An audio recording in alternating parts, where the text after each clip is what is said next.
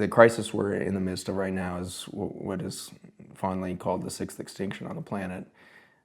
We haven't seen this fast or rapid a decline in biology on the surface of the planet since about 55 million years ago when the dinosaurs went extinct. So this would be the bees and things like that we're seeing. Is that part of that? Yeah, so you hear about bees, you hear about some of the loss of big animal life, and you hear of endangered species, and you hear all this. But what you don't hear about is that we've actually killed 40% of biology on the planet in the last 50 years. So we're almost halfway done wiping out all of biology. And so to have that vast effect on all of biology on the planet, you start to realize that human biology collapse that we've seen over the last 20 years, which is this chronic disease explosion that we've had, has to be tied up in a bigger story than, oh, human health just sucks because we eat McDonald's. No, if it was just a problem with McDonald's, then we would simply have a human problem. But we're wiping out biology at every fractal, from the virus all the way up to macro life like humans and large animals and ocean animals and the rest.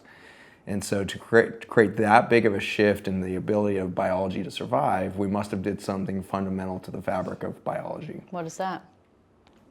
The fabric of biology really comes down to a catch term that's being thrown around with a lot of misperceptions right now, which is the microbiome.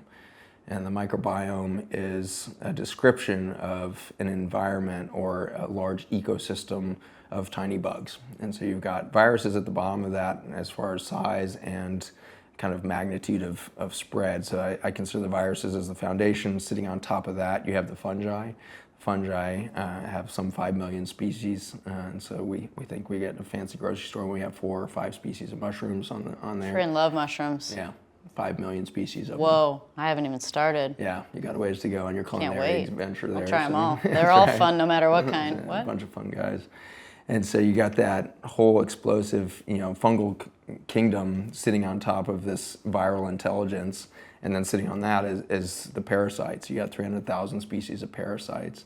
And these guys are kind of the first semblance of multicellular organisms that would be kind of, predecessors to the worms and, the things you think of as being the soil kind of architects out there. But sitting on top of the parasite kingdom then is the bacterial kingdom, and we may have 30 or 40,000 species of bacteria that are critical to this biologic system. So you've got viruses, fungi, the parasites, and the bacteria creating this large ecosystem. And then somewhere way, way, way up in this almost pixel of life on Earth is humanity. And one way to look at the scale of all of this is genetics. The human species is almost non-existent genetically. We have only 20,000 genes. That's really pathetic because we already knew, by the time we figured out we had 20,000 genes, we knew that the fruit fly had 13,000 genes, and we knew that the flea had 30,000 genes.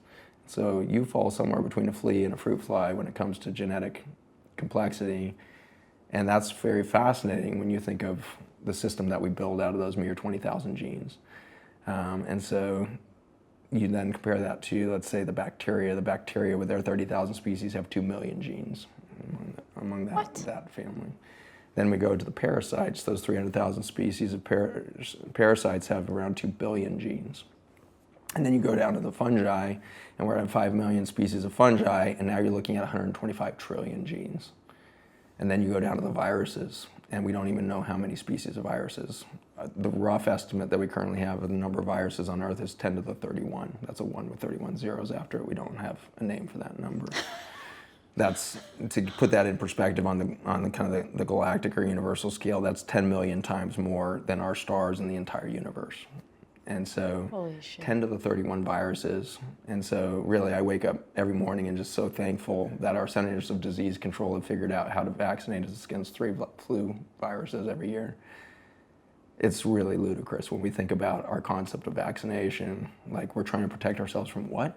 We've got 10 to the 31 viruses on the planet. That's so abundant with, quadrillions of genes that are affecting our mere 20,000 genes. And then we think of the fungi.